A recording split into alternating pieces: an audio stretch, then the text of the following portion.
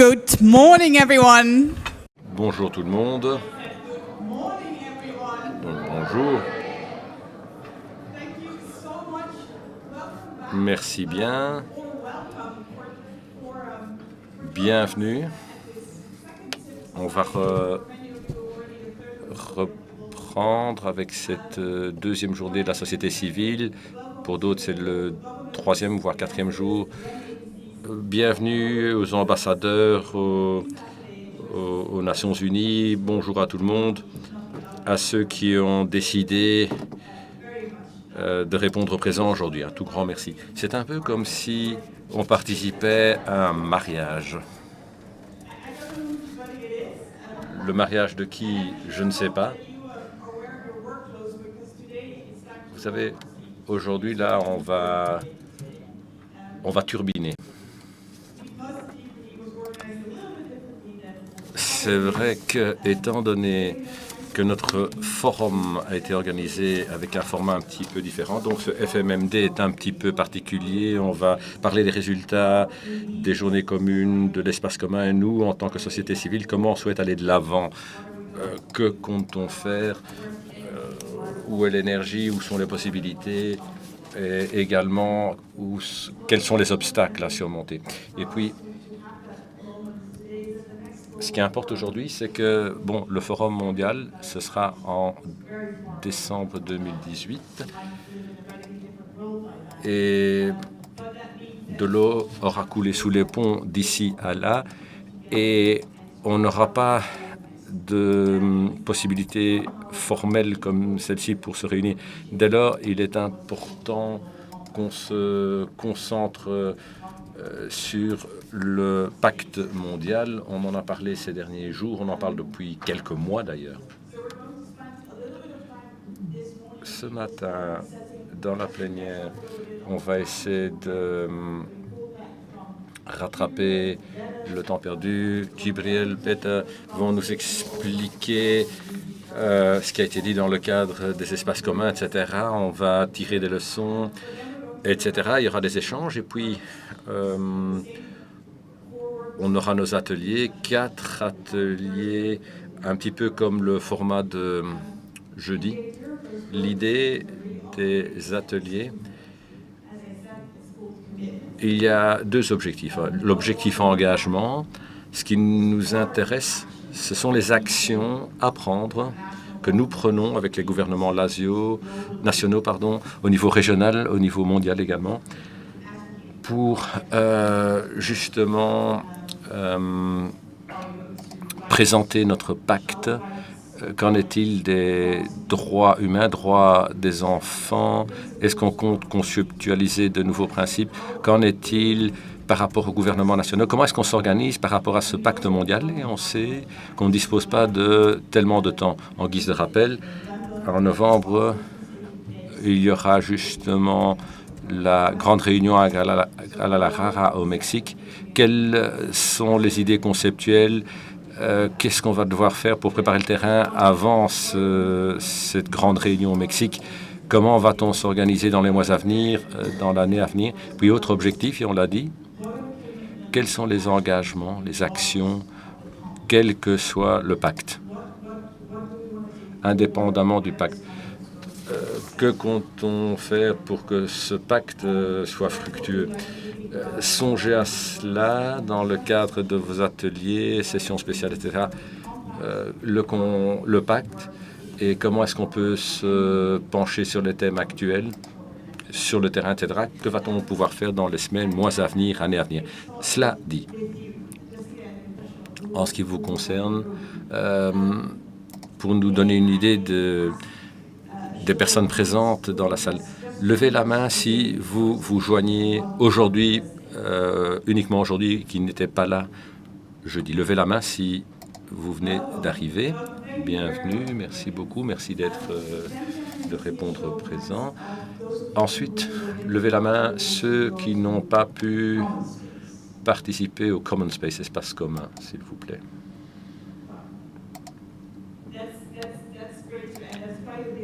C'est un groupe important. Vous nous avez manqué hier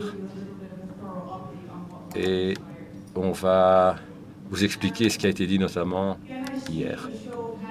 Levez la main. Ceux qui pensent que ce sera un franc succès, ce pacte mondial. Levez la main. Ceux qui pensent, qui ont le sentiment que ce sera un franc succès.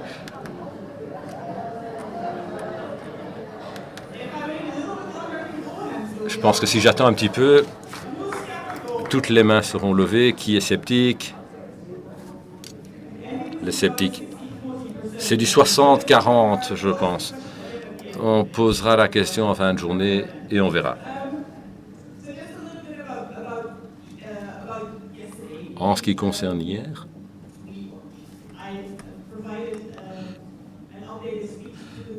j'ai présenté un discours à la page au gouvernement.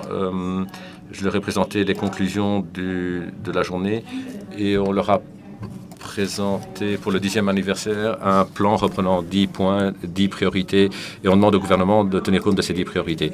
On ne va pas réitérer ces 10 points. Vous disposez du discours et ce qui est plus important, on va vous transmettre cela. Non seulement on va transmettre le discours parce qu'on sait fort bien qu'un discours, que pareil discours ne saisit pas toutes les nuances. On va vous transmettre le discours ce matin, mais également les rapports détaillés, fouillés des différentes sessions de travail, ateliers, etc. Et puis les sessions communes pour que vous soyez plus au fait quant au thème et au contenu des discussions. Dans un instant, je vais demander à Djibril de nous expliquer ce que lui ressent au niveau pacte mondial, ce qui a été dit dans le cadre de l'espace commun. Ce qu'on a dit dans le cadre de la première journée, c'est qu'apparemment, il y a encore pas mal de confusion en ce qui concerne le pacte mondial. Et le format, la portée, est-ce que ça sera contraignant? Oui, non, apparemment... On se dirige vers un document non contraignant et également, autre conclusion, cela crée une superbe opportunité pour avoir malgré tout un impact sur le format, la portée du pacte mondial. Ce que je souhaite faire avant toute chose, avant de parler des espaces communs, une promesse ce matin. On s'est levé assez tôt, certains ont été faire un jogging, ont été courir, d'autres ont été dire au revoir à un des leaders Ignacio Packer, qui a été un superbe leader, qui a beaucoup travaillé avec nous pour insister sur les droits des enfants. Il vient de terminer son mandat chez Terre des Hommes. Et voilà, il fait un tour en kayak, à bicyclette et à pied pour les droits des enfants. On lui a promis ce matin, c'est de montrer le film vidéo qui a été préparé dans le cadre de la conférence Children on the Move. C'était une conférence qui a eu lieu voici quelques semaines. On va lancer le film et puis on poursuivra avec la plénière.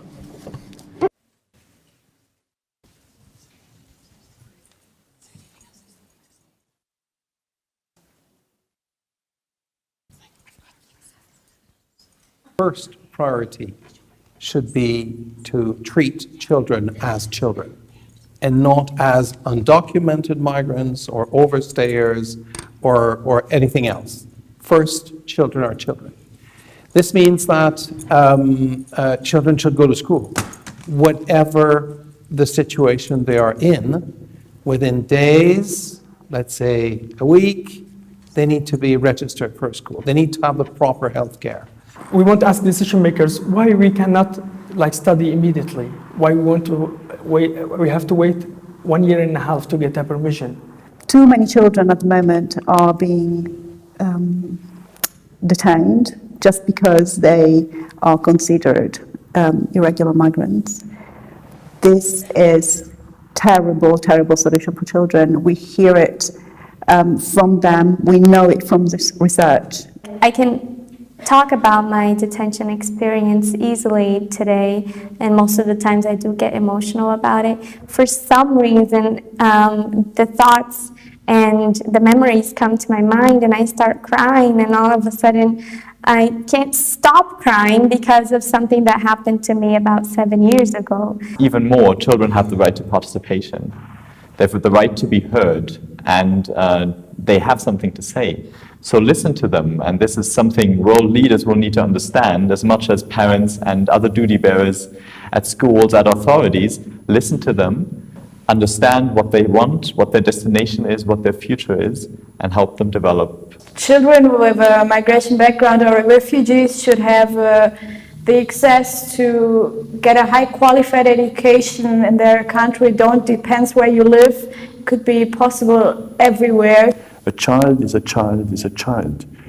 So whoever, wherever, should have access to the same services, education, social services, health.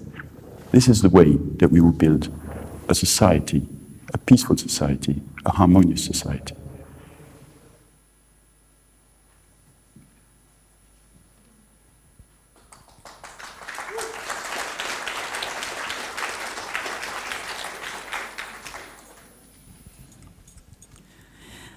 And as I think you all have seen, many of the people. Vous connaissez les différentes personnes du film vidéo. Et là, c'était un exercice excellent. On a fait différents acteurs de la société civile. Et effectivement, là, c'était Children Youth. Et comme Ignacio le dit, il faut oublier tout ce qui est logo, ego. Ce qui importe, c'est le message. Et ça, c'est très important. Merci à toutes les organisations, tous les jeunes. Merci à tout le monde. Djibril, qu'est-ce qui a été dit et qu'est-ce qu'on peut faire pour aller de l'avant? Hier, Common Space, espace commun, on a eu les sessions habituelles, première session, dernière session, puis on a eu le rapport. Mais je ne vais pas me pencher sur le début et la fin, mais plutôt les ateliers en tant que tels. Il y avait 3 ateliers cadres et puis 7 focus workshops, des ateliers où on s'est penché sur des thèmes spécifiques et on a pu apporter de l'information autour du feedback concernant les sessions cadres.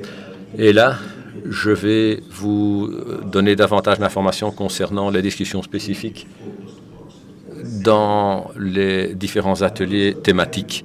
Et puis, je vais vous expliquer que les rapports que j'ai, c'est-à-dire qu'on a un format intéressant pour les ateliers et tout cela est disponible sous format courriel. Quant au format, on posait cette question aux participants. On demandait d'identifier les bonnes pratiques et franchement, la liste des bonnes pratiques est impressionnante au niveau de tous les thèmes. Et là, on parle effectivement de la société civile et des parties prenantes. Deuxième question, l'idée était d'identifier ce que les gouvernements et la société civile, parties prenantes, peuvent faire par rapport au pacte, par rapport au thème du pacte. Et puis, des idées spécifiques ont été formulées. Et puis, finalement, on a demandé au rapporteur de souligner un point spécifique. Je vais parcourir rapidement certains de ces points. Tout d'abord, en ce qui concerne Children on the Move, les enfants déplacés, il y a un document qui est d'ores et déjà disponible où, concernant ce thème, les objectifs, les indicateurs ont d'ores et déjà été formulés, suggérés. Et parmi ce qui a attiré mon attention au niveau du pacte mondial, et ce qu'on peut inclure dans ce pacte mondial, c'est cette idée de se déplacer vers des normes en matière des meilleures intentions, pas de détention d'enfants, bien entendu, date butoir peut-être 2023, et pas de séparation familiale. Dans mon esprit à présent, je commence à contempler le format qu'on a utilisé hier et aujourd'hui pour voir comment, ça c'est mon point de vue personnel, comment on pourrait songer à cela en tenant compte du format possible potentiel du pacte. Et on souhaite que tous ces éléments soient inclus dans le pacte. Il faut garder à l'esprit le format du pacte. 4e jour, hier également, j'ai partagé certains des points, des chapitres du pacte. Et en parcourant le feedback, j'ai songé à ces points, effectivement. Et ainsi,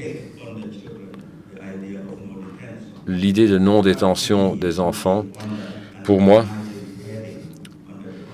ça doit être un titre peut-être sous omission, pas de détention des enfants, clairement. 2e atelier, situation vulnérable. Une déclaration générale a été faite comme quoi les migrants ne sont pas vulnérables. Il s'agit de précarité. Donc effectivement, ce qui importe, c'est la prévention et puis mitiger des situations de précarité. Exemple, les couloirs humains,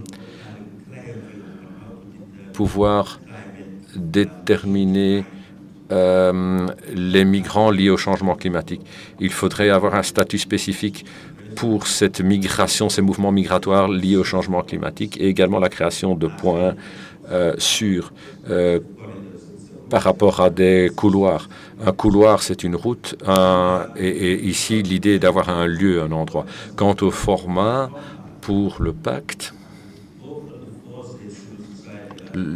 au niveau de la société civile et des espaces communs, j'ai suggéré qu'on ne répète pas des principes. Il faut parler des nouveaux principes. Oui, effectivement, on doit parler des principes, certes, mais en parcourant l'information retour, le feedback, les formats, j'ai le sentiment qu'il y aura des manquements en la matière, qu'on ne pourra pas empêcher les répétitions, mais je pense qu'on peut mitiger certaines choses. On pourrait, par exemple, prévoir un chapitre sur des engagements, des principes qui valent la peine d'être répétés, histoire de ne pas tout répéter systématiquement, mais des points qu'il faut souligner pour extraire de nos pensées les thèmes importants. Et ce qui importe, c'est d'avoir un chapitre sur ce qui est nouveau. 3e groupe de travail sur la xénophobie. Certaines des suggestions étaient d'encourager, développer des modèles pour que ces personnes prennent la parole et soient à même de montrer qu'ils font partie de la société. La suggestion comme quoi l'outil le plus important serait un enseignement et une sensibilisation le plus tôt possible pour éviter tout ce qui est... pour combattre tout ce qui est xénophobie, etc. Et on parlait du fait de travailler au niveau municipal.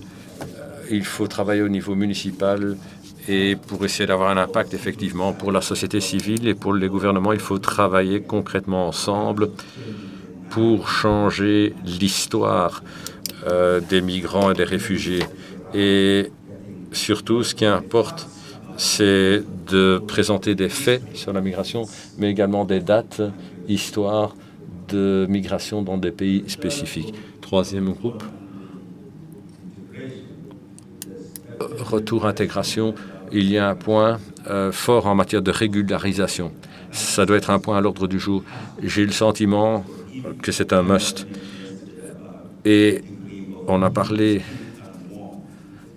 du degré et on a le sentiment que si on doit agir au niveau de certains États membres, eh bien oui, il faut aller de l'avant parce que la régularisation doit être un principe qui doit être adopté et ensuite le débat pourrait être dans le sens de l'échéancier mais pas du concept parce que c'est un must. Programme d'intégration sociale, engagement civique,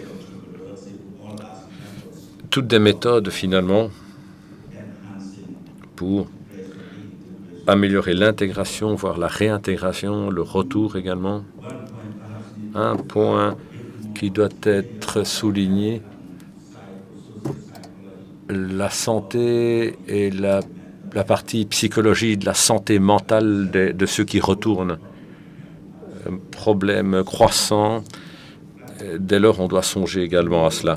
Le rôle qui incombe aux consuls, aux ambassades, à leur service, et peut-être également le fait de développer davantage, d'inclure dans le pacte mondial la phrase diplomatie, diaspora. Il y a des pays tels que les Philippines, par exemple, qui font cela plutôt bien à l'heure actuelle. Le concept également, quand on parle d'omission, de ne pas réduire,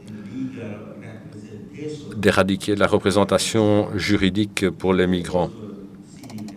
L'on constate une tendance effectivement où les migrants ont théoriquement accès à la loi, mais étant donné que les ressources sont limitées, en pratique, ils n'ont pas accès à une protection juridique. Et dans certains pays, c'est une politique délibérée où on vous dénie l'accès à la justice. Et la phrase qui chapeaute l'objectif, c'est que le retour, ça doit être sur base volontaire, mais on doit structurer cela. Alors, groupe 5, mobilité du travail, régularisation. On a parlé de la reconnaissance des compétences et également un passeport compétences, aptitudes. Et il y a des études de cas en cours. Donc un passeport prenant vos compétences reconnues dans votre passeport que vous pouvez garder sur vous. Omission, système Kafala doit être terminé. Je ne sais pas quelles sont les dates, mais apparemment, voilà, on a entendu des remarques. Engagement avec les employeurs, les parties prenantes, les acteurs, les syndicats, migration. Pour tout ce qui est migration professionnelle, c'est très important d'avoir ce cycle complet. Et puis, on doit songer à cette question. 4e session, recrutement des migrants travailleurs. Et là, il y a des conventions existantes. Et puis, on a parlé de programmes pratiques, engagements pratiques pour traduire ces accords et ces conventions en pratique. Règlement en matière d'agence de recrutement. Et puis la question des pratiques éthiques, il faudrait un suivi robuste et un cadre régulatoire solide. Et puis, 7e groupe, les voies complémentaires, les parcours. Il y a urgence. On doit réagir rapidement et dans le même cadre, la réunion ou les réunions familiales doivent être un point prioritaire dans le cadre du pacte. Et puis ce concept de permettre aux migrants d'avoir la capacité de varier leur statut d'une manière qui encourage leur intégration dans leur nouveau pays de résidence. Voilà, dirais-je, les points que j'ai notés. Il s'agit de mes commentaires par rapport à cet groupe, cet atelier. En tant que président, mes commentaires iraient dans le sens de dans les groupes, dans les ateliers de ce matin et de cet après-midi, il faudra voir comment on en tient compte dans le cadre du pacte. En ce qui concerne les études de cas, il s'agit d'informations précieuses pour notre plaidoyer. Il y a certains pays qui font telle ou telle chose, et ça, c'est notre richesse. Et en pratique, un point de départ pourrait être de voir ce qui se passe au niveau des pays et comment on peut avoir nos champions, leaders, pour tout ce qui est consultation, négociation, etc. Je vous remercie. An invitation to the group as well to take. Merci beaucoup. Au groupe également de réfléchir à la manière dont on peut davantage utiliser donc tout ce contenu. Avant de donner la parole à Bérénice, j'aimerais remercier beaucoup l'ensemble des rapporteurs, tous ceux qui ont géré les groupes, sachant que nous vous avions donné là, voilà, je crois, une responsabilité énorme et une tâche extrêmement difficile à réaliser, étant donné le peu de temps et la densité du travail à réaliser. Oui, et nous sommes parvenus d'ailleurs à tout faire en temps et en heure, à juste quelques minutes d'ailleurs de la fin du délai. Bérénice.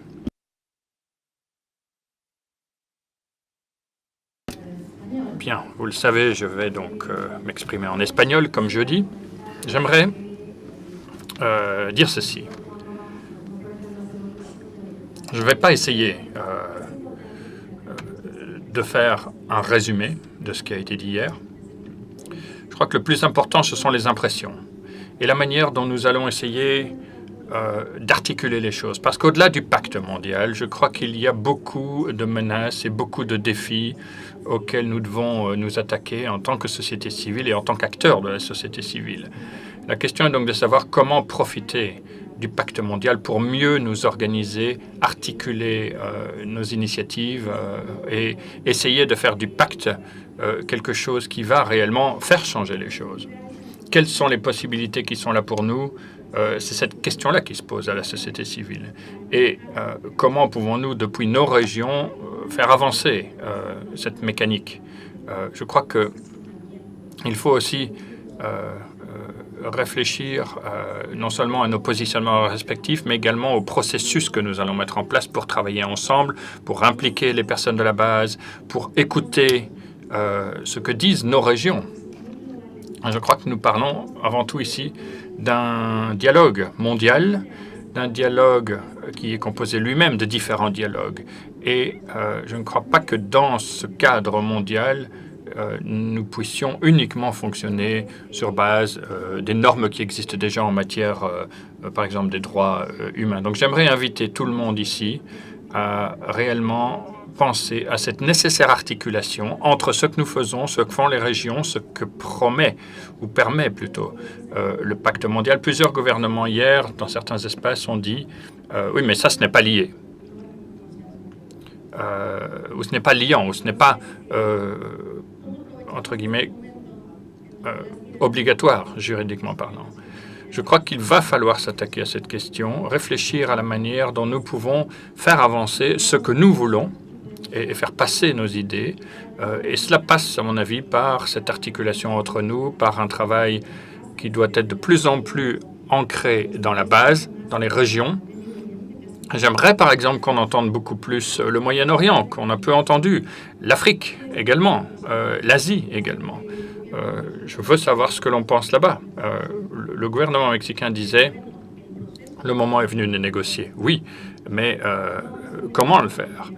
Et nous n'allons pas négocier une fois que tout est déjà écrit, noir sur blanc. Donc je crois qu'il faut réfléchir à toutes les stratégies que nous pouvons développer pour faire, entre guillemets, mieux, au-delà, entre guillemets, de ce qui est prévu dans la procédure formelle de négociation et de dialogue. Je crois qu'il faut aller plus loin, faire d'autres choses, réfléchir à ce que l'on peut faire de plus loin, pour réellement changer les choses. Tous ceux qui viendront au Mexique en décembre, vous serez les bienvenus. Et je crois que nous allons pouvoir justement articuler, entre guillemets, l'événement là-bas et votre présence avec des organisations de la société civile et de la base mexicaine. Et ce moment, je le vois comme un moment important en matière de co-responsabilité. Il faut aussi insister sur autre chose. On ne peut pas parler de co-responsabilité et imaginer que la société civile et les gouvernements sont sur un pied d'égalité. Les gouvernements ont un mandat qui, pour eux, implique de répondre au peuple de manière démocratique. Eux possèdent toute une série d'outils de puissance, entre guillemets, de force de frappe que nous ne possédons pas. Et donc il va falloir vraiment aussi leur rappeler cela, leur rappeler leurs responsabilités démocratiques.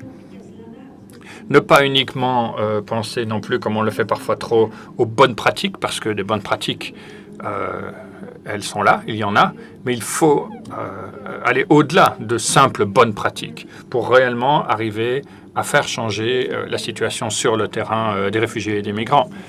Et puis j'aimerais également qu'on parle de l'initiative privée, parce que il y a un niveau de dialogue là qui peut être déjà en place, mais qui est différent. On l'a vu dans les espaces communs, d'ailleurs.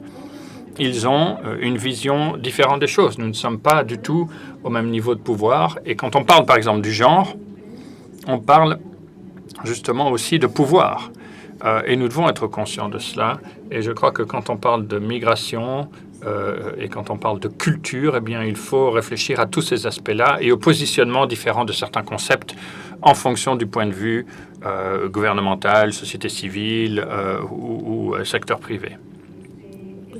Nous ne partons pas tous du même point ou du même niveau. Et puis, c'est bien qu'il y ait également des jeunes. Il faut davantage de jeunes, il faut de nouveaux cadres. Il faut davantage d'interaction entre les nations et entre les nouvelles générations des nations.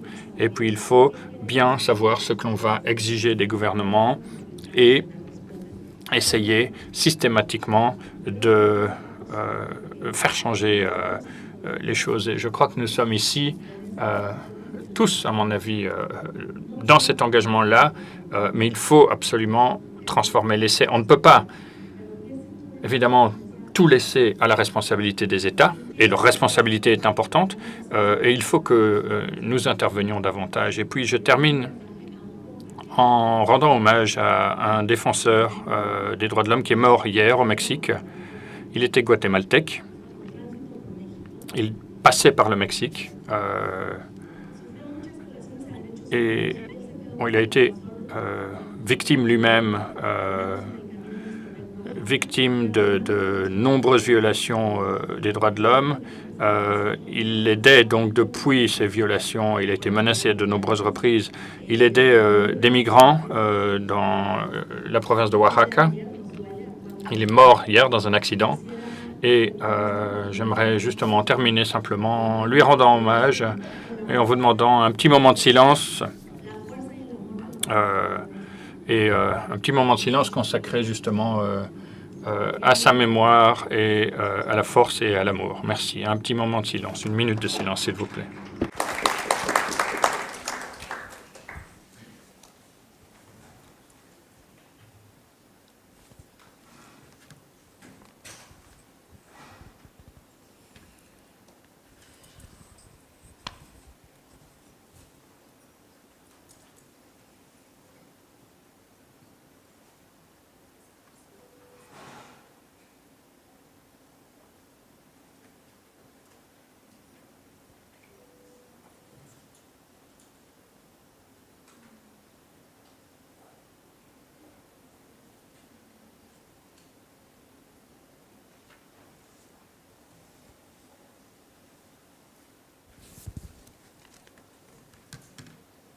Muchas gracias.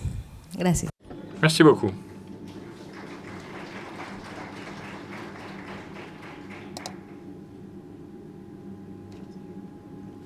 Bearer, and thank you.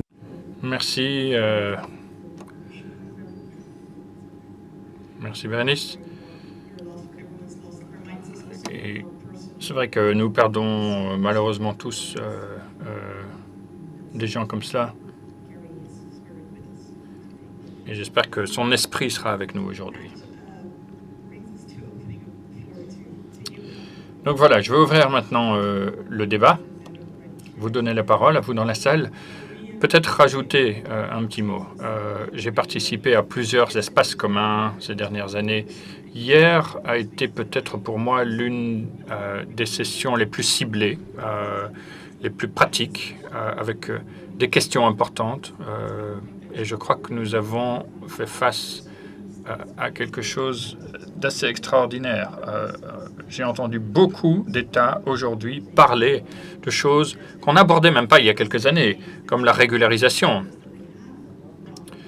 où, comme j'ai entendu hier, des États occidentaux d'ailleurs dire qu'ils ont mis en place, admettre qu'ils ont mis en place ce qu'ils appelaient des firewalls par rapport aux migrants, que ce genre de choses soit dites publiquement, et officiellement en fait, c'est déjà exceptionnel. Donc je crois que, voilà, on va réfléchir à ce qu'il faut maintenant donc faire à l'avenir, concrètement, avec 3 groupes. D'abord, ceux qui n'étaient pas là hier, dans les espaces communs. Avez-vous voilà, des choses à dire, des questions ou des interrogations? Ceux qui étaient là hier, avez-vous des choses à ajouter à ce que Djibril a dit, notamment, et Bérénice également? Et ensuite, troisième public, entre guillemets, nous avons avec nous quelques représentants des gouvernements qui collaborent avec le FMMD depuis longtemps et qui ont participé aux espaces communs. Donc, je leur donne à eux également la possibilité peut-être de s'exprimer. Je sais que les Philippines sont dans la salle, la Suisse également est dans la salle, donc, et l'Allemagne, évidemment, oui, pardon. Et peut-être d'autres, d'ailleurs, représentants de gouvernement que je n'aurais pas vus ce matin. Vous avez la parole. Avec un micro, évidemment.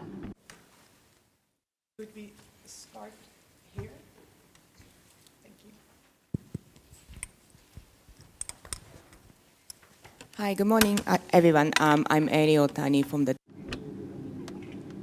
Bonjour, je viens du Forum sur la détention du Royaume-Uni. J'ai participé donc au premier jour et hier également à l'espace commun. Je vais essayer... merci d'abord pour les résumés très précis et très concis. Je voulais simplement souligner un aspect. Quelque chose qui a été dit beaucoup dans notre session hier, qui est le renvoi forcé, qui doit être, à notre avis, consensuel, qui doit être digne, mais je crois qu'il y a encore énormément d'inquiétudes quant aux conditions de renvoi des migrants, et notamment quant à leurs conditions de détention dans le cadre de ces procédures de renvoi. Alors d'abord, j'apprécie beaucoup d'entendre ici qu'aucun enfant ne doit être détenu, d'accord. N'oublions pas qu'en plus des enfants, il y a beaucoup d'autres personnes qui sont détenues et que c'est un autre problème, évidemment, et qu'on ne peut pas non plus parler de sécurité dans les processus ou les procédures migratoires. Donc la question, pour moi, ce serait comment aller plus loin, justement, dans la garantie d'un vrai respect des droits de l'homme, notamment dans les procédures de renvoi. Est-ce que quelqu'un, oui, madame en rose ou en mauve, là?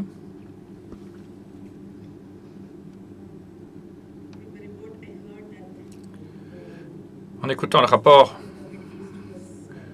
bon, je vous entends dire que, effectivement, le Moyen-Orient n'a pas peut-être participé de manière très active, ce qui m'inquiète. Je me demande pourquoi ce silence des gouvernements du Moyen-Orient. Je viens d'Inde. La situation des migrants indiens est extrêmement inquiétante dans certains pays, notamment de cette région. Ensuite, comment pouvons-nous, deuxième question, soutenir les organisations de la société civile du Moyen-Orient?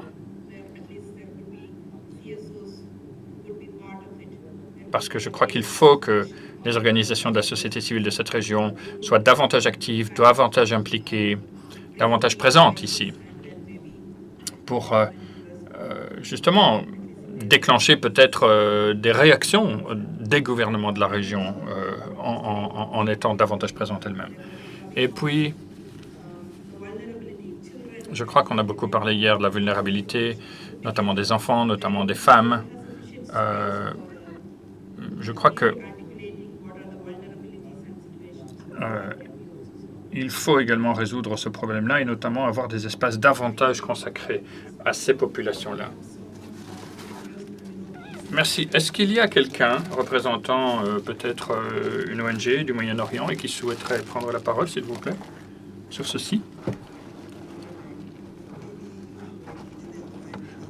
c'est vrai que il n'y a pas eu beaucoup de participation, ni cette année, ni l'an dernier, de gouvernement de la région. Bon, peut-être un peu plus il y a quelques années. Mais je crois qu'effectivement, c'est un gros problème, notamment quand on parle des migrants du Moyen-Orient, mais je parle à la fois ici du Moyen-Orient en tant que pays ou région plus ou moins d'accueil ou de destination, mais aussi région d'origine pour d'autres pays, parce que nous avons évidemment les deux. Et je crois qu'il faut distinguer une région comme la nôtre et réfléchir aux solutions différenciées qu'il faut mettre en place pour faire face justement à ces pays qui sont soit des pays d'arrivée ou des pays de départ. Et on entend toujours, chaque année, des recommandations. Maintenant, qui va garantir que ces recommandations seront mises en place, seront mises en œuvre, seront respectées? Qui peut, dans une région comme la nôtre, forcer ou en tout cas encourager des gouvernements à respecter des recommandations? C'est extrêmement difficile. Et je ne parle pas ici uniquement du FMMD, je pense également au rapport Shadow qui existe sur toute une série de situations et de conventions et la manière dont certaines conventions sont mises en œuvre. Mais malheureusement, même ces rapports-là et même le monitoring qui est fait par des organisations internationales donnent lieu à peu de réactions. Est-ce que nous avons peut-être des représentants de la société civile africaine ici qui souhaitent s'exprimer? Monsieur, là-bas, tout au fond de la salle. Merci. Je suis un peu inquiet également quand on parle du suivi. Si le pacte se concrétise, comment va-t-on garantir qu'il soit réellement respecté? Dans des pays, par exemple, je ne sais pas, que je connais bien comme l'Afrique du Sud, qui va mettre l'État face à ses responsabilités? Et puis, je me demande également ce que l'Organisation internationale des migrations peut faire. Est-ce que l'OIM peut intervenir pour que le monitoring, l'évaluation et la production de rapports soient garantis? Je ne sais pas. Est-ce que vous pouvez peut-être, c'est une question que je vous pose, clarifier la manière dont on peut justement garantir le respect du pacte? Parce que c'est ça qui m'inquiète beaucoup personnellement. Il va falloir trouver un moyen, un mécanisme pour réellement garantir que le pacte soit respecté, ou en tout cas qu'il y ait un suivi. Merci beaucoup. C'est vrai que c'est intéressant de réfléchir à cela et au rôle de l'OIM et d'autres agences de l'ONU. Est-ce que des agences ici voudraient dire quelque chose, des agences de l'ONU? Leïla, tout au fond.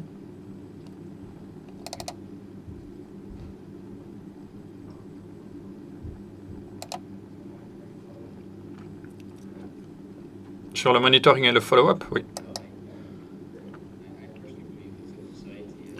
Bon, je crois que la société civile fait déjà un travail exceptionnellement bon en mettant les États justement face à leurs responsabilités.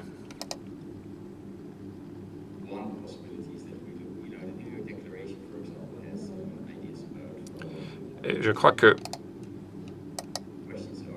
les questions qui se posent quand on parle de suivi, de monitoring, c'est est-ce que des organisations internationales doivent être étroitement associées à la réalisation, par exemple, de l'agenda 2030, ou faut-il qu'il y ait quelque chose qui soit séparé, ou y a-t-il d'autres opportunités? Il y a notamment donc le dialogue périodique de haut niveau sur la migration, qui est une opportunité, je crois, de faire cela, puisque cela se fait périodiquement. Je crois sur base de cycle de 4 ans, si je ne me trompe, de mémoire en tout cas. Il y a peut-être là justement une opportunité de voir un peu l'évolution des choses régulièrement. Et puis je crois qu'il faut aussi regardez ce que d'autres conférences de l'ONU ont donné comme résultat et la manière dont le monitoring a été mis en place. Je crois qu'il y a des possibilités et qu'il faut peut-être s'inspirer de ce qui se passe ou de ce qui s'est passé ailleurs. Et moi, je pense notamment, quand on parle de population, à d'autres instruments internationaux qui ont donné justement beaucoup d'importance à la partie suivie. Alors le FMMD, bon, peut-être aussi en soi un mécanisme de révision, peut-être, mais ce n'a pas été au départ, jamais d'ailleurs conçu comme un mécanisme de mise en œuvre. Est-ce que cela peut évoluer dans ce sens? Je ne sais pas. Donc voilà peut-être ce que je peux dire à brûle-pourpoint. Merci. N'oubliez pas, s'il vous plaît, de vous présenter peut-être, monsieur représenté, donc le secrétariat de l'ONU, section population. D'autres réactions, s'il vous plaît? Je vois la Suisse dans le fond de la salle.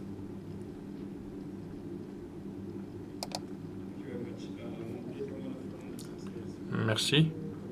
Agence suisse pour la coopération au développement.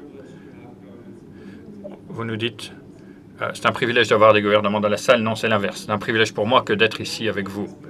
Un aspect assez fort, je crois, du FMMD cette année, je crois qu'il n'y a plus justement de sujets qui sont hors limite, entre guillemets, ou dont on ne parle pas.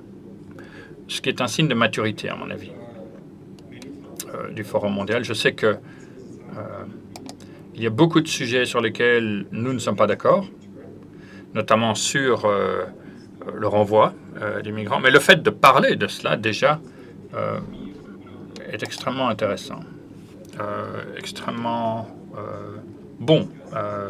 C'est un signe, je crois, positif. Et nous savons que c'est une discussion difficile et que c'est un sujet complexe, mais je crois qu'il est justement intéressant, au moins, d'avoir cette capacité à avoir un dialogue, même sur des questions complexes comme celle-là. Autre aspect qui me paraît intéressant,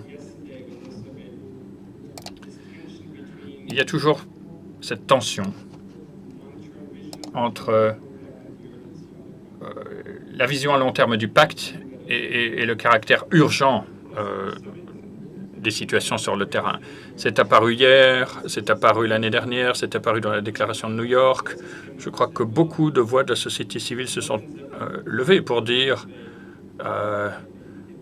que, entre guillemets, les gouvernements fuient un peu leurs responsabilités à ce niveau-là. Et il y a cette perception de la part de la société civile que les gouvernements fuient un peu leurs responsabilités sur le terrain. En tout cas, c'est ce que j'ai ressenti, moi, hier, en tout cas, dans les débats. Donc, c'est vrai que vous nous dites, oui, nous voulons un pacte. D'accord, c'est très important. C'est une vraie opportunité. Mais j'entends aussi ce message que vous envoyez au gouvernement qui consiste à dire, n'oubliez pas vos responsabilités actuelles. Et je crois qu'effectivement, dans le dialogue de haut niveau, dans la déclaration de New York et dans l'agenda 2030, il y a déjà des engagements en faveur, entre guillemets, d'une action à la fois à court et à long terme.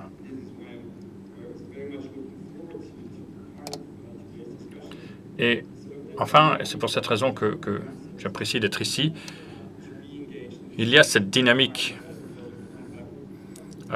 qui est en place aujourd'hui, de participation au niveau de la société civile, d'implication dans ce processus. Je sais que ce n'est pas encore totalement clair quant à comment vous pouvez, en tant que société civile, être réellement intégré dans le pacte et son fonctionnement.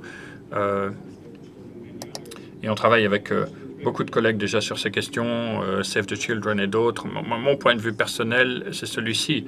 Si vous voulez voir un exemple parfait de la manière dont la société civile peut interagir avec des gouvernements.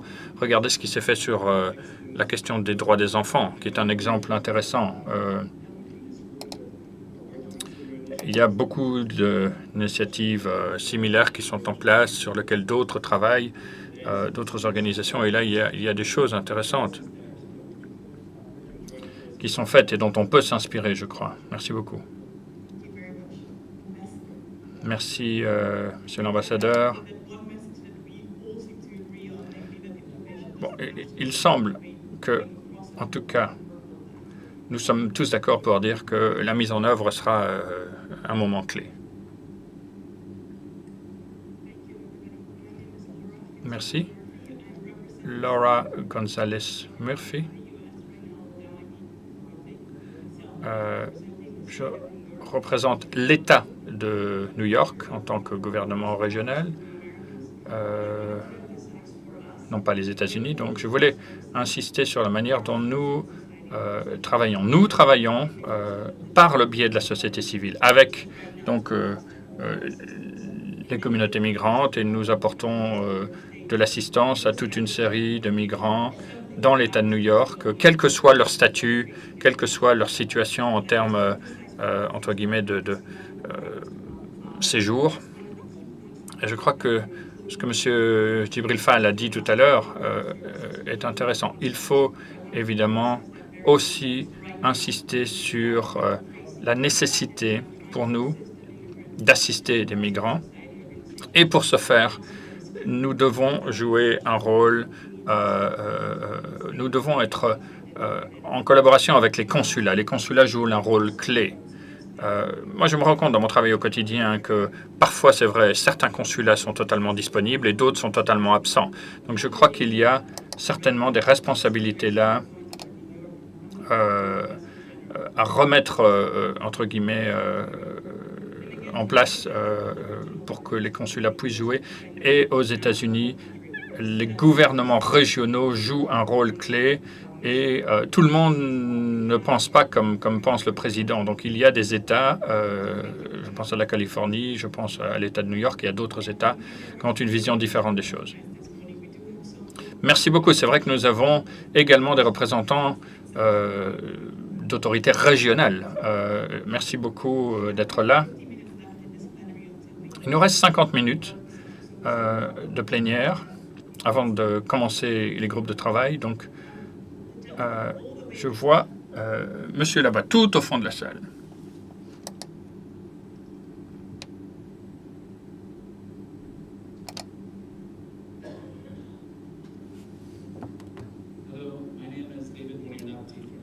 Je suis David Mounion-Lapti du Liban, société civile et secteur privé. Nous aussi, justement, ressentons cette faible participation de la société civile du Moyen-Orient, et nous voulons absolument travailler davantage avec davantage de partenaires pour être plus présents au niveau de la société civile, au niveau de la région. Le Liban est un pays qui est dans une situation aujourd'hui extrêmement critique, avec une proportion de migrants qui, je crois, la plus importante au monde. Et je sais qu'il y a évidemment des choses à faire chez nous. Le Liban est un pays où nous avons l'impression que toutes ces discussions qui ont lieu ne tiennent pas compte de ce qui se passe dans la réalité au niveau des grands changements technologiques, l'intelligence artificielle, la réalité virtuelle, les voitures autonomes. Toutes ces choses-là sont en train de se passer. Ce n'est plus le futur, c'est la réalité déjà actuelle. Et elles ont, toutes ces nouvelles technologies, un impact gigantesque sur notre monde, sur le chômage, sur la migration. Et personne n'en parle. Ou en tout cas, très peu de gens parlent des conséquences que tout cela va avoir sur les populations et sur les phénomènes migratoires. Donc je crois qu'il faut absolument justement comprendre que le monde change très très vite et nous changeons très très lentement, ou nous nous adaptons à ce changement très très lentement. Donc il faut le faire. Il faut aussi réfléchir aux opportunités que ces changements technologiques vont apporter. Penser à tout ce qui est possible de faire pour faire avancer tous ceux qui veulent avancer, pour mettre en place des systèmes qui nous permettent de bénéficier des opportunités technologiques, mais aussi de protéger tous ceux qui ne pourront pas en bénéficier. Merci. Thank you very much, and I'd encourage you also to bring that into one of the working sessions. Merci beaucoup et je vous encourage à reprendre peut-être cette thématique, notamment dans les groupes de travail. Monsieur Bingham. Merci, Madame Maas.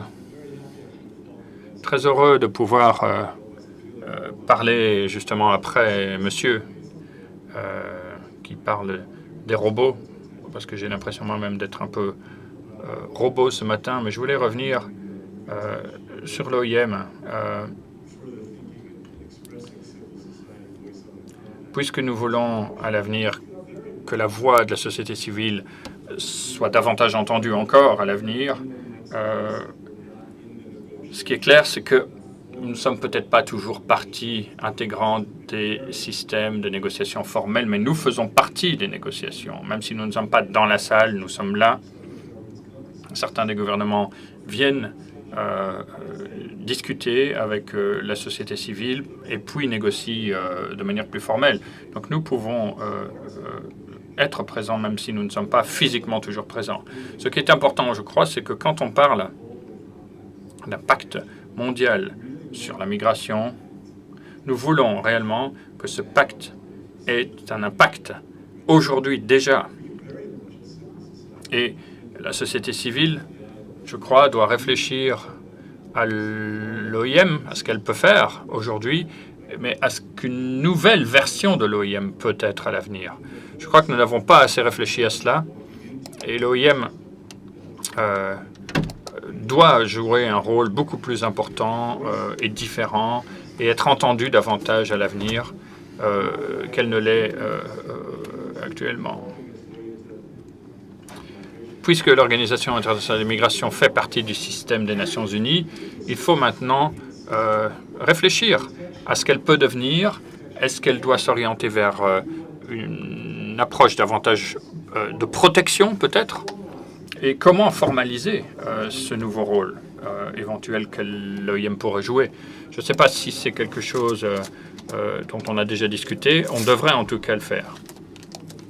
Merci beaucoup, Madame Maas. Yeah, thank you for putting the protection. Merci de présenter effectivement ce mandat protection. On pourrait en parler longuement, effectivement.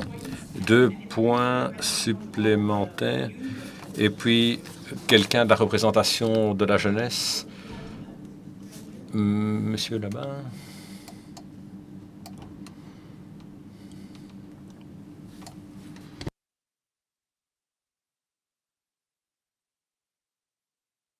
La plateforme euro-marocaine. Alors j'ai une question parce que j'aimerais bien comprendre, parce qu'il y a quelque chose qui m'échappe un petit peu. J'espère que ce n'est pas un problème seulement de traduction anglais-français. Donc on parle beaucoup de xénophobie, et on sait très bien que la xénophobie nécessite de la sensibilisation, de l'accompagnement, et le travail qui est fait pour le vivre ensemble, pour la cohésion. Par contre, pour nous, ce qui est le plus important, c'est beaucoup plus les discriminations et le racisme. Parce qu'aujourd'hui, c'est la responsabilité des États qui est engagée par rapport à ces 2 questions, qui est la discrimination et le racisme. Et j'aimerais bien que ça apparaisse dans le pacte, parce qu'aujourd'hui, il y a urgence. Il y a de plus de mouvements racistes qui prennent le pouvoir et des mouvements discriminants. Et c'est ça qui fait le plus de souffrance dans l'immigration, puisque nous sommes au cœur de l'action au quotidien auprès des gens. Et c'est là où il y a le plus de mal. Et j'aimerais bien qu'il y ait des engagements des États aujourd'hui pour mettre les législations nécessaires pour lutter efficacement contre les discriminations et le racisme. La kafala en fait partie. Merci. Thank you very much. Merci beaucoup. Des représentants des jeunes pour conclure.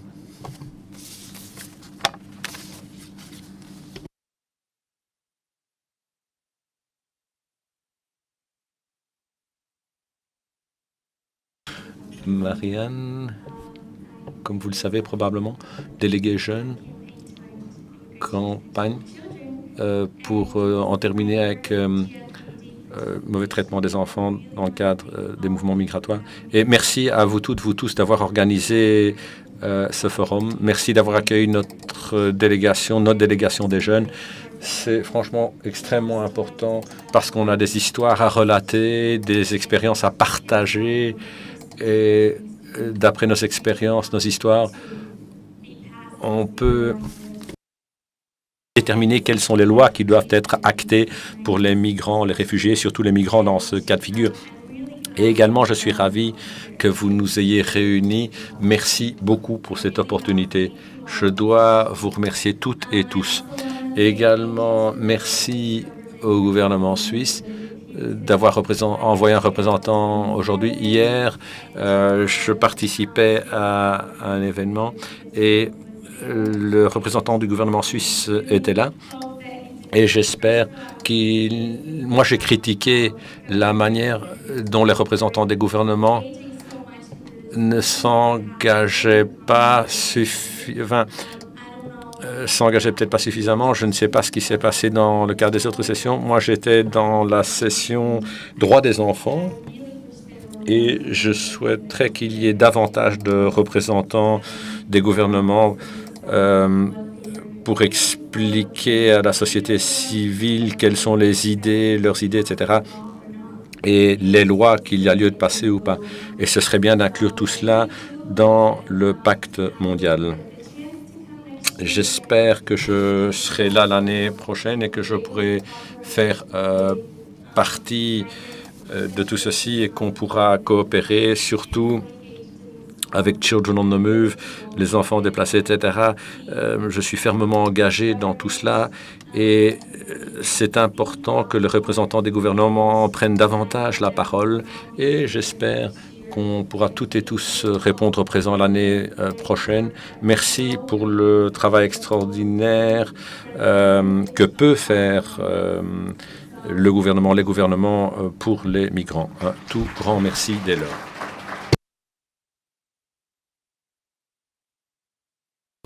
Merci de nous inspirer à ce point-là. On va revenir vers le panel.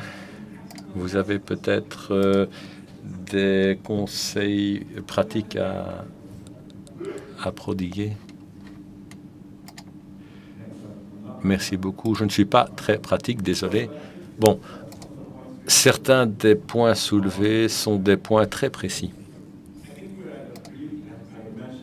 Je l'ai mentionné jeudi, désolé de me répéter, mais je pense que on est à un moment crucial et parfois on ne se rend pas compte au moment même que les choses sont en train de changer. Mais malheureusement, on n'a pas toujours le luxe de reconnaître certaines choses par la suite. Il faut être dans le coup, monter à bord. On a une superbe opportunité à saisir et il faut vraiment songer à ce qu'on attend. Comme l'ambassadeur Pietro l'a mentionné, personne ne sait précisément ce qu'est ce pacte, ce que va être ce pacte. On en parle, on a nos sessions thématiques, etc. Mais ça n'est pas encore tout à fait clair. C'est-à-dire que monsieur nous compare peut-être à des vautours par rapport aux carcasses d'animaux. Ça n'est peut-être pas une belle image, nous dit monsieur. Il faut saisir le moment et déterminer ce qui nous intéresse. Ma collègue va se joindre à nous tout à l'heure, mais je pense que John a raison. Il faut définir les rôles. Il faut un engagement de la société civile et puis et on doit aller au-delà. On ne formule pas encore de demande, mais ce qui importe, c'est notre coopération. Il faut des recommandations fortes et il faut effectivement... il faut que les États soulignent notre importance. Alors là, on peut présenter nos recommandations, etc. Et où on souhaite coopérer. Ravi d'entendre parler de suivi. C'est tellement important de songer cela avec une vision à long terme. Ce qu'on peut faire maintenant, Et quelle est la vision à plus long terme et comment nous, on peut contribuer.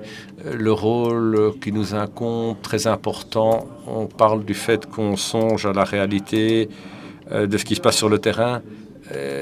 Et nous, en tant que communauté, travaillant avec les migrants, nous allons vraiment voir ce qui se passe en direct, ce que va nous proposer le pacte.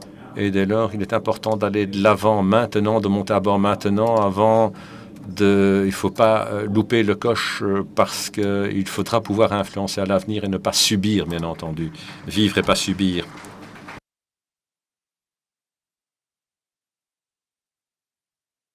Excellent, merci. On va se pencher là-dessus. Djibril Berry, pour compléter ce que Colin a dit. Avez-vous des conseils à prodiguer au groupe avant de passer aux sessions de travail? Et puis on va se pencher sur les questions concrètes. Merci beaucoup. Il est utile de se rappeler en permanence la raison pour laquelle la société civile a cette énergie. C'est parce que on est impatient. L'injustice nous traumatise. On est tellement opposé à l'injustice. Mais on doit se souvenir des objectifs d'ores et déjà atteints. Vous savez, ici, une partie de notre succès est liée, comme Petro l'a dit, est liée au fait qu'on a pu inclure énormément de thèmes à l'ordre du jour. On a apporté des différences, on a fait la différence par moment. On a progressé. Et ce que j'entends, ce que je ressens, c'est que on a le sentiment qu'on doit atteindre beaucoup plus au niveau de la phase de mise en œuvre. Et c'est ce qu'on entend. Même quand il y a des méthodologies d'évaluation, UPR, etc. Néanmoins, on a le sentiment qu'il y a des brèches à combler par rapport à ce que nous, on dit, ce que les États membres disent et ce qui est fait en pratique. Et c'est pour cette raison-là que je me suis concentré sur le format du pacte.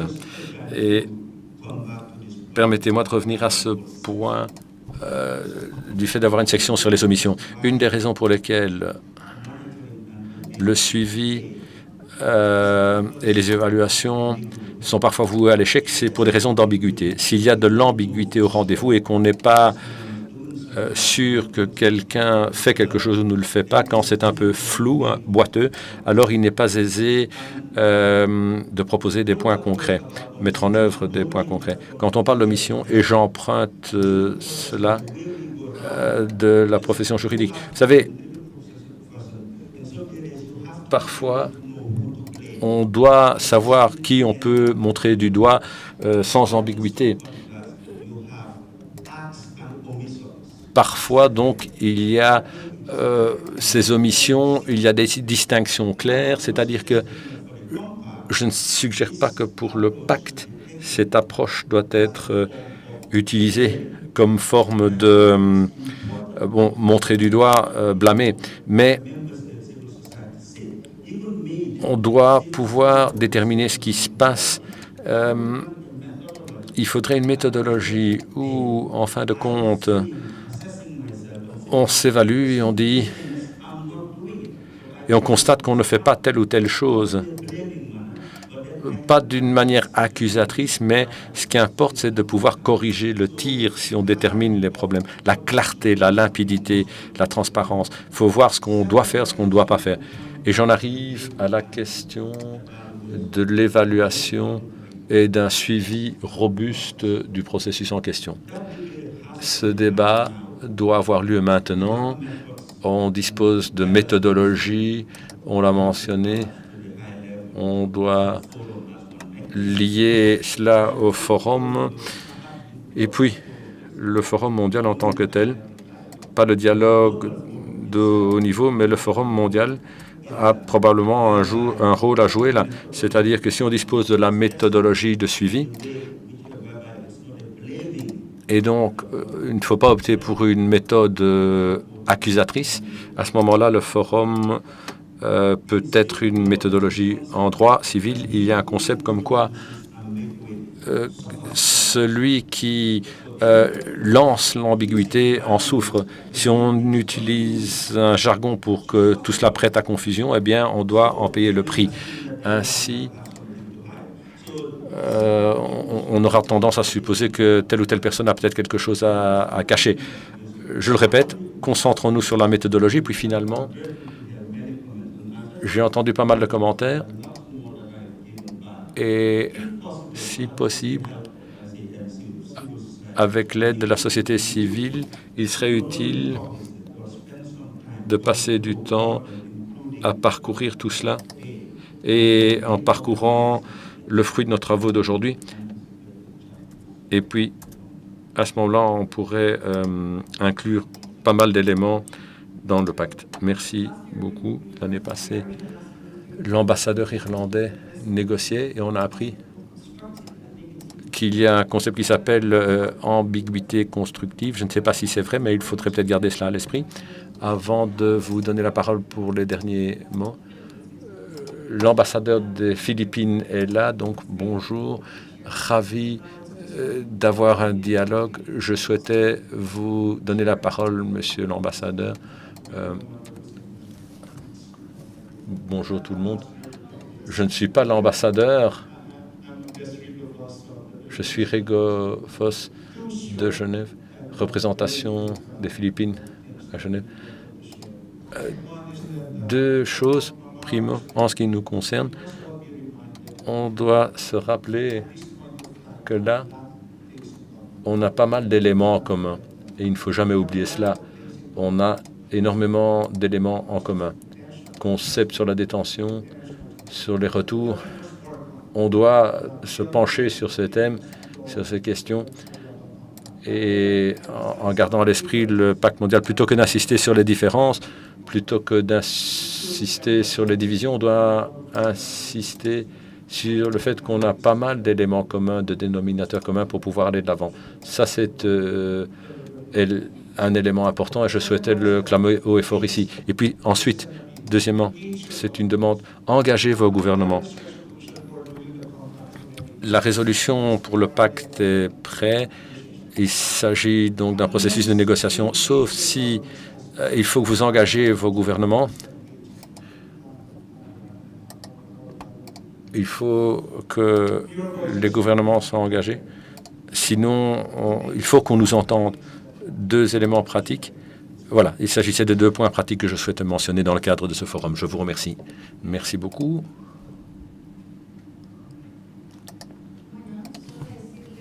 Juste pour vous dire que aux gouvernements qui sont présents, voilà, ce serait bien de tenir compte de nos recommandations et de les transmettre aux autres gouvernements. Et tenez compte de ce qu'on dit dans les négociations, tenez compte également de tout cela dans les processus. Peu importe que l'on fasse partie de tel ou tel pays, mais ce qui importe, c'est de pouvoir participer aux différents processus. Et donc participer à ces négociations, aux organisations internationales, levez la main, les organisations internationales, Nations Unies, OIM, etc. Levez la main, s'il vous plaît. Levez la main, organisation internationale, s'il vous plaît, représentant des organisations internationales. Bien, merci. Merci de répondre présent. Donc également les différentes agences des Nations Unies, la société civile. Il faut songer à cela. Il faut être à l'écoute les uns des autres parce qu'effectivement, on a des dialogues très intéressants. Et puis ensuite, nous sommes toutes et tous ici. On s'écoute, etc. Et puis, ce qui importe, c'est de profiter de ces différents moments pour pouvoir transmettre nos messages, nos thèmes. On ne doit pas attendre que les gouvernements nous disent ce qu'il y a lieu de faire. Il faut vraiment agir maintenant et dire ce qu'on attend précisément du pacte mondial et travailler dans ce sens-là. Je vous remercie. Voilà, effectivement, c'est ce qu'on doit faire et c'est ce qu'on va faire à présent. C'en est tout pour cette partie de la plénière. On va partir directement dans les sessions de travail. On va démarrer maintenant jusqu'à 12h30. Et puis on pourra déjeuner, partir aux sessions spéciales. Et puis on reprendra en plénière à 14h10. Merci beaucoup. Allez-y, foncez, engagez-vous. À tout à l'heure.